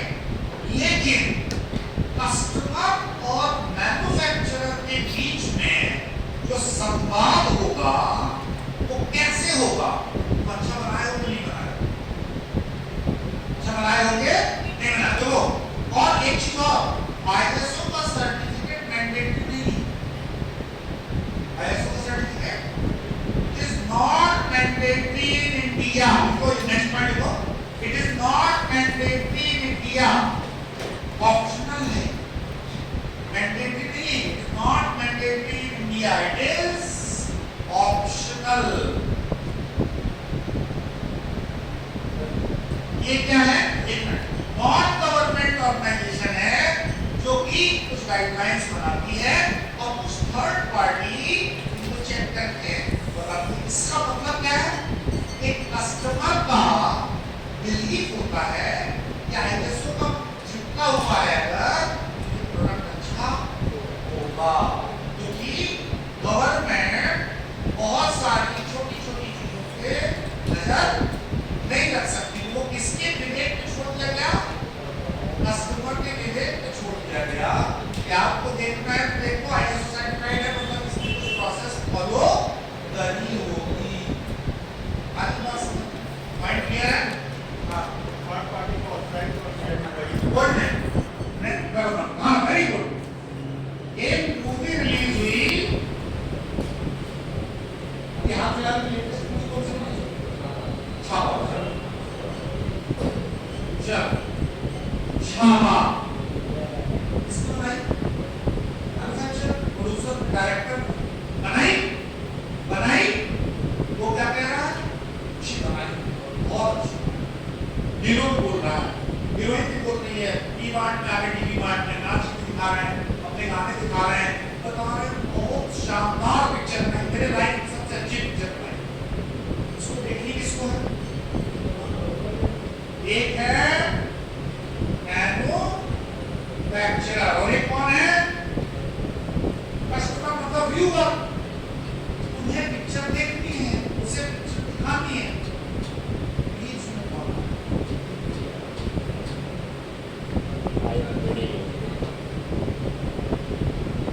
रेटिंग। तो रेटिंग देता है। कौन ने बोला तुम हमारी पिक्चर की रेटिंग दो? किसी ने बोला वो के आर के एक है वो वीडियो करते हैं, वो किसी पिक्चर को वाली के लगता है, वो सेल्फ एक्लेम्ड क्रिटिक उनका तब से अपने यूट्यूब चैनल पे बताना चालू कर दो कि मेरे हिसाब से छावा को 5 आउट ऑफ 5 मिलने चाहिए। अगर तुम्हें लोग तुमको विश्वास करते हैं तो तुम्हारी बात सुनेंगे, नहीं करते तो चले जाएंगे पीछे। आगे पास ये थर्ड पार्टी कौन है? अपनी रिस्क पे जो लोगों को आईएसओ देता है। अब मैंने अपनी एजेंसी खोली है थर्ड पार्टी, मैंने जितना किया कि मैं इसको आईएसओ दूंगा, अगर सही प्रोडक्ट को आईएसओ दूंगा तो मेरी भी कंपनी चल पाएगी। अगर मैं 4-5 प्रोडक्ट से पैसा लेके और सारे प्रोडक्ट को आईएसओ दे दूंगा, क्या होगा?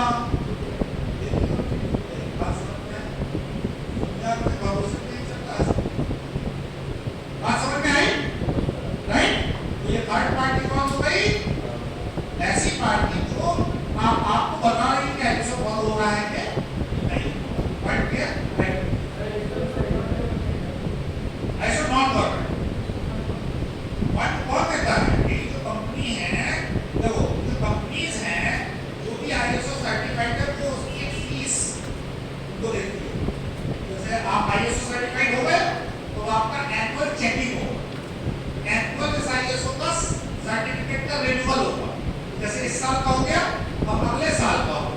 तो जो थर्ड पार्टी है और ये पार्टी जो कस्टमर है, इन दोनों के बीच में जब तुम इसका आईएसओ चेक करोगे, जो मैन्युफैक्चरर इसको पैसा देगा ना, फीस, कि 1000 दूंगा, देखो आईएसओ दे पाएगा कि नहीं। वो से 1000 रुपये में से कुछ पैसा कहाँ जाएगा? ISO. Clear? Point clear? A provider, B provider, C provider. Point clear? Next point जल्दी कराओ। नेक्स्ट पॉइंट देखो, ISO guidelines. ISO guidelines majorly ISO guidelines दो फैमिली में डिवाइडेड। आईएसओ 9000 और आईएसओ 14000। आईएसओ 9000 फोकस करता है क्यूएमएस और आईएसओ 14000 फोकस करता है ईएमएस।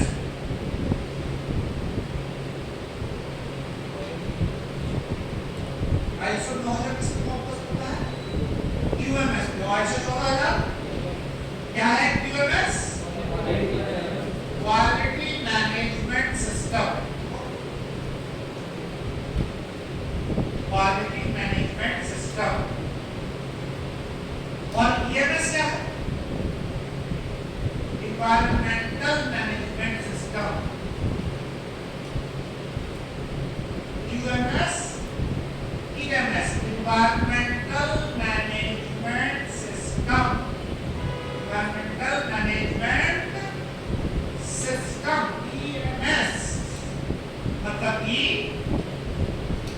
आपका जो प्रोडक्ट है उसका इफेक्ट ऑन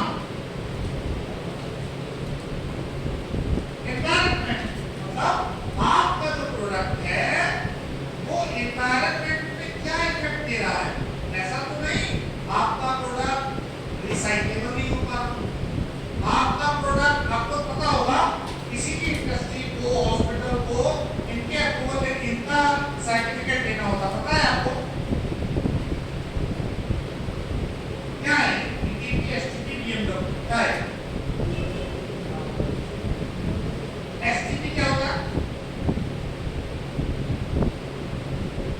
इसका सर्टिफिकेट लेना पड़ता है इंडस्ट्री। बहुत सी कॉलोनी है जिनमें एसटीपी का सर्टिफिकेट नहीं होता, तो क्या करती है? नगर निगम होती है और कॉलोनियों को बैन करती है, नहीं लगाती। क्या? ये जो तुमने 25 मंजिला बिल्डिंग बना दी, अब उस 25 मंजिला में 100 फ्लैट है, 100 फ्लैट है, 100 फ्लैट में टॉयलेट है, तो जो टॉयलेट पार्टी यूनिट जा रहा है, कहाँ जा रहा है?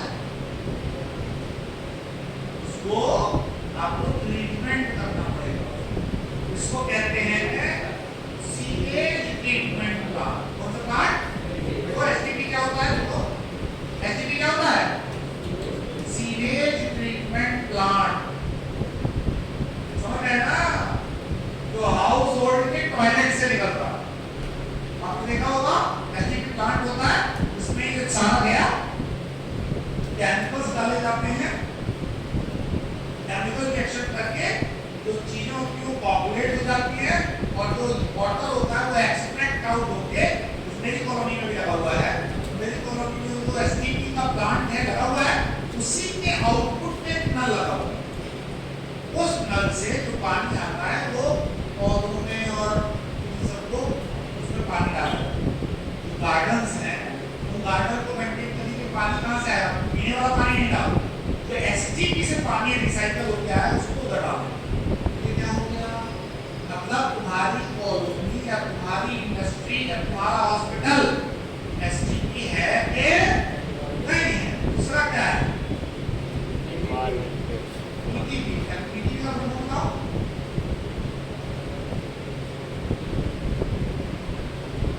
Effluent treatment plant. देखो पीटीपी एफ्लुएंट ट्रीटमेंट प्लांट। समझे नहीं समझे वाला? समझे ना? पीटीपी तुम्हारे फार्मास्यूटिकल इंडस्ट्री में जहां तुमने किसी का ब्लड सैंपल लिया लैब में, तुम्हारा जैसे मान लो किसी का कोलेस्ट्रॉल जांच होनी है, यहाँ से सैंपल लिया, ब्लड सैंपल लिया, ब्लड सैंपल पैथोलॉजी में चेक हुआ, उससे पता लगा लिए कि तुम्हारा कोलेस्ट्रॉल बढ़ा है कि घटा है। अब उस ब्लड का क्या करोगे?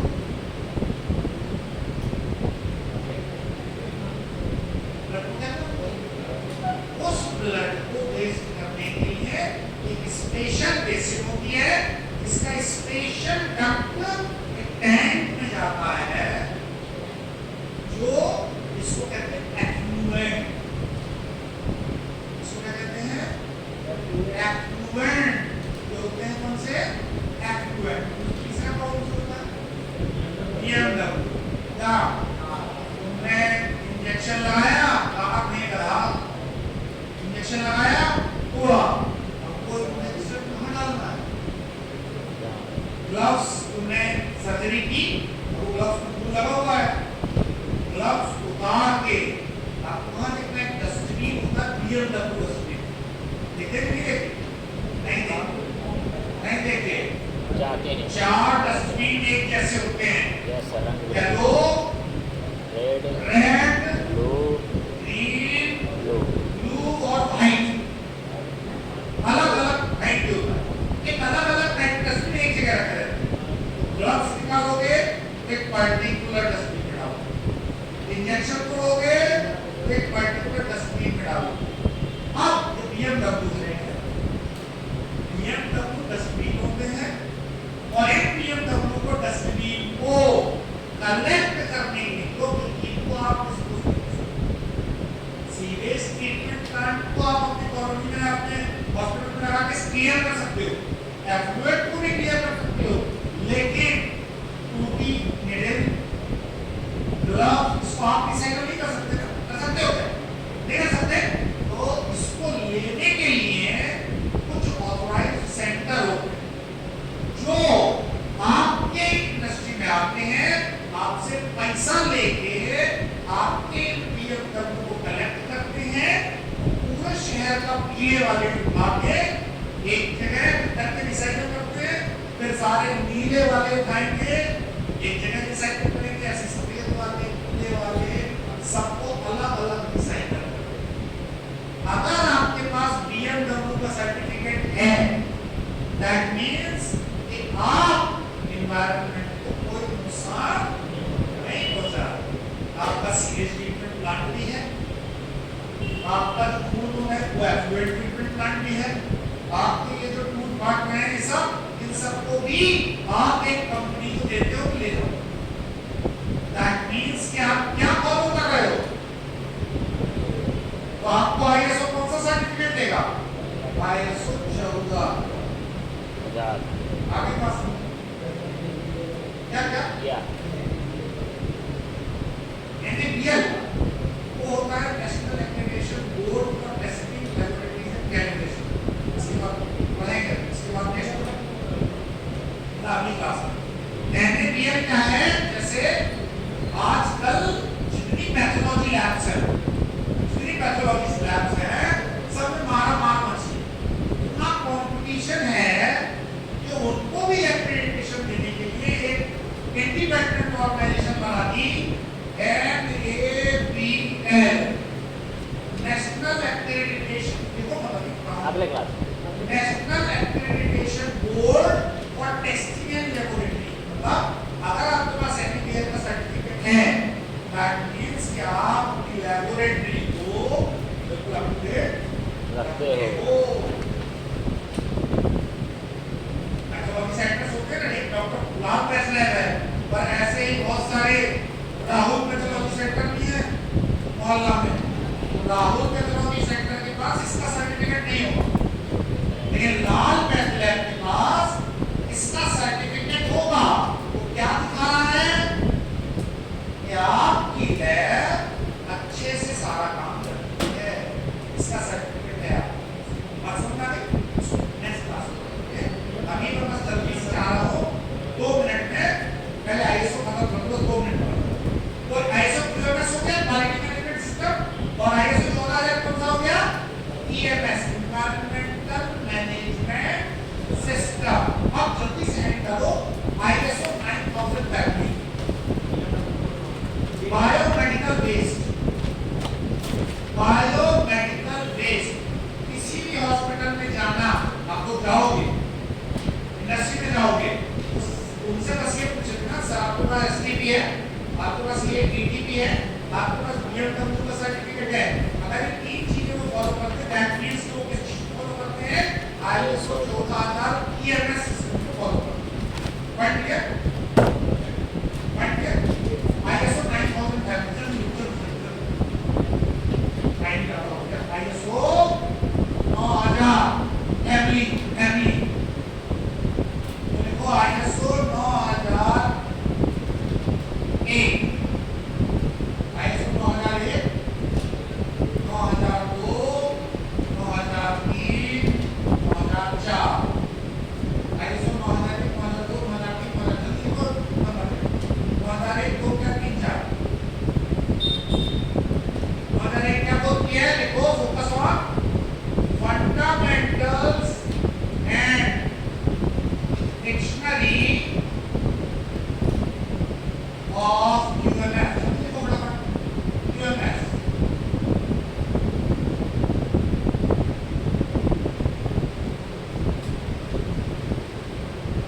टेस्टिंग एंड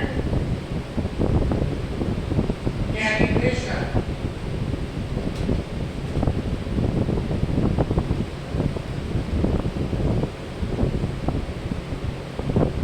इंस्टॉलेशन,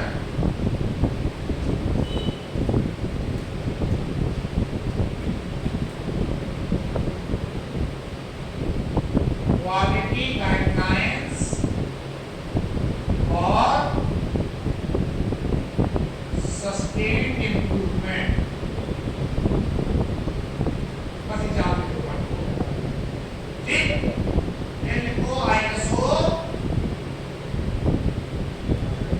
ठीक है?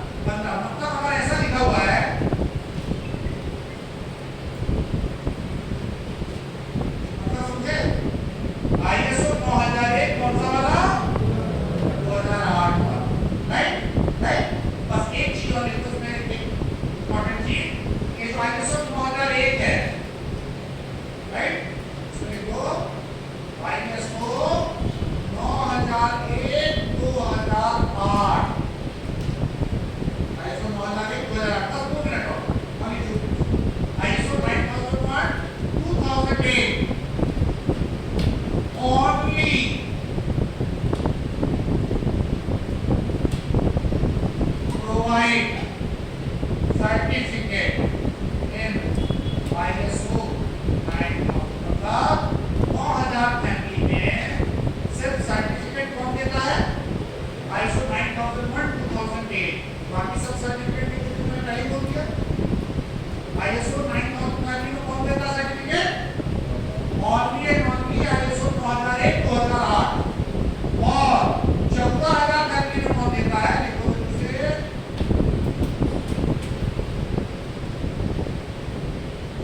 बस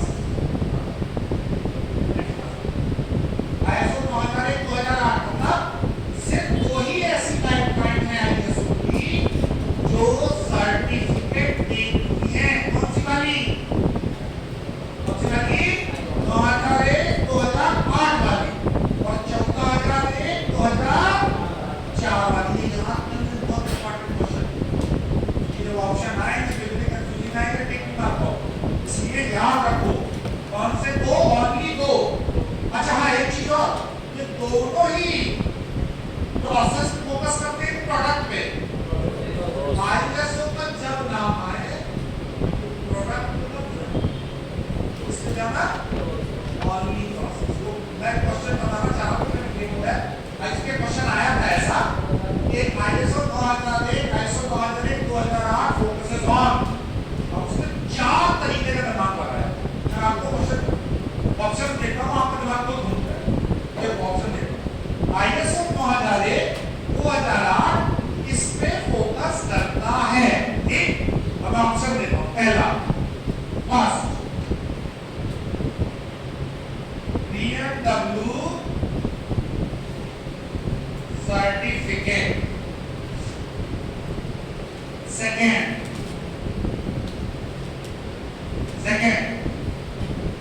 stability testing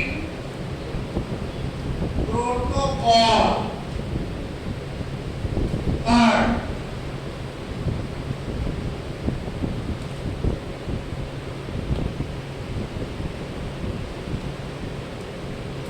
tablet for diabetes, fourth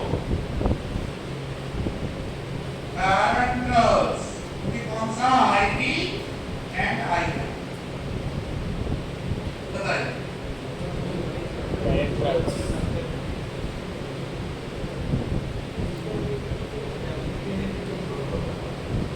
कौन सा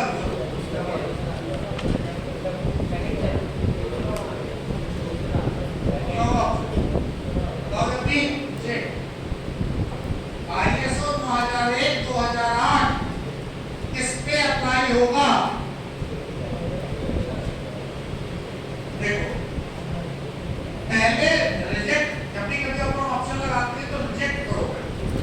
रिजेक्ट कैसे करोगे? ये नहीं हो सकता क्योंकि BMW आता है EMS और EMS वाला होता है 14000